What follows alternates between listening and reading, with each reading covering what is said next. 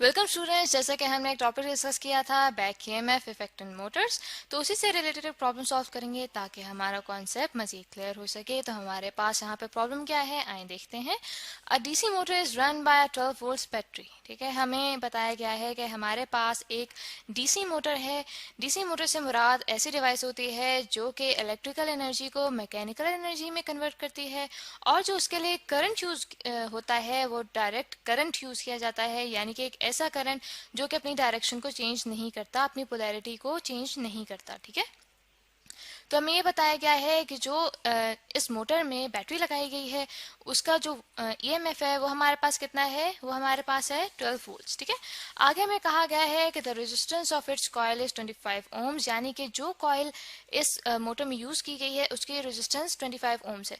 तो यहाँ पे जैसे कि स्टूडेंट्स हम देख सकते हैं कि हमारे पास डायग्राम भी मौजूद है एक डीसी मोटर की, जिसमें हमारे पास एक डायरेक्ट करंट की सोर्स मौजूद है, यानी कि यहाँ पे बैटरी लगी हुई है, उसके साथ ही यहाँ पे कॉइल अटैच्ड है।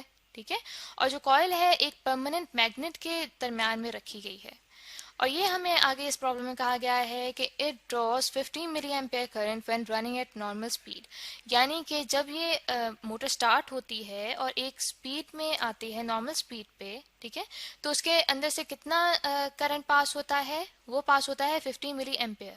ठीक है, तो उसके बाद हमें कहा गया है कि फाइंड इट स्टार्टअप करंट। अब होता ये है कि जब बैटरी स्टार्ट होती है, ठीक है, तो उस वक्त हमारे पास मैक्सिमम करंट जो है वो फ्लो करता है। तो वो हमें कहा गया है कि हमने वो स्टार्टअप करंट जो है वो फाइंड आउट करना है। अभी जो हमें ये कहा गया है कि एक जगह तो हमें कहा गया है कि हमने स्टार्टअप करंट मालूम करना है, और दूसरी जगह हमें ऐसा करंट भी बताया गया है कि जो मोटर की नॉर्मल स्पीड पे है। अब इन दोनों में डिफरेंस क्या है? अब होता ये है कि जब मोटर स्टार्ट होती है तो तब इसके अंदर जो है एक कोई ईएमएफ अलग से इंड्यूस नहीं हुआ होता।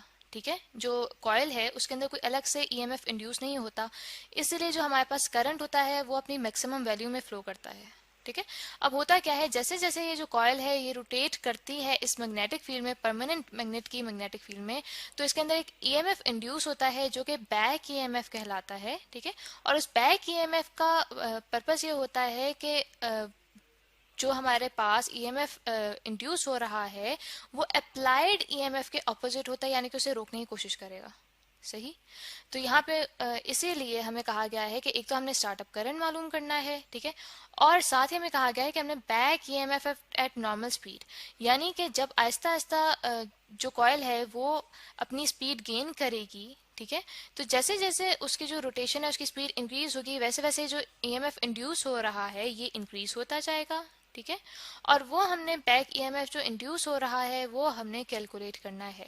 ठीक है, तो अब हम देखेंगे कि आगे जब हम फॉर्मूला स्टूडेंट यूज करेंगे तो तब हमें पता चलेगा कि ये जो स्टार्टअप करंट और जो हमारे पास नॉर्मल स्पीड पे जो करंट है इन दोनों में डिफरेंस हमें फॉर्मूले के थ्रू भी पता चलेगा। तो इस तरह करते हैं, सबसे पहले अपने पास डाटा लिख लेते हैं कि हमारे पास क्या क्या क्वांटिटीज गिवन है।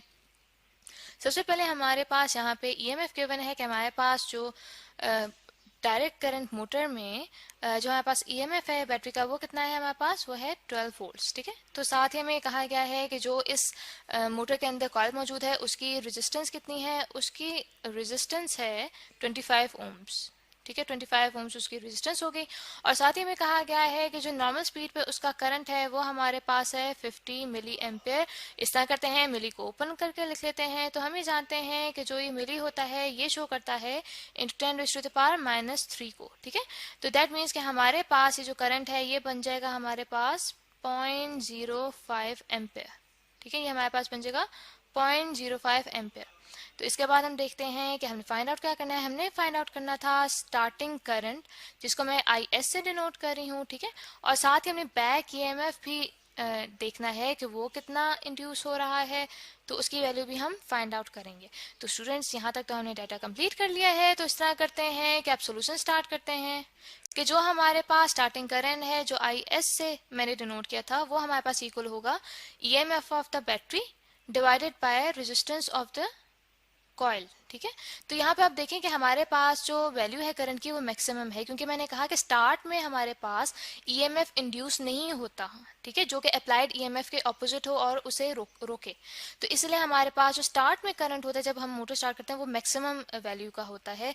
तो यहाँ पे जब हम वैल्यूज पुट करते हैं स्टूडेंट्स, तो हमारे पास देखें ईएमएफ ऑफ द बैटरी कितना है, वो हमारे पास है 12 वोल्ट्स, और हमारे पास रेजिस्टेंस कितनी है, वो हमारे पास है 25 ओम।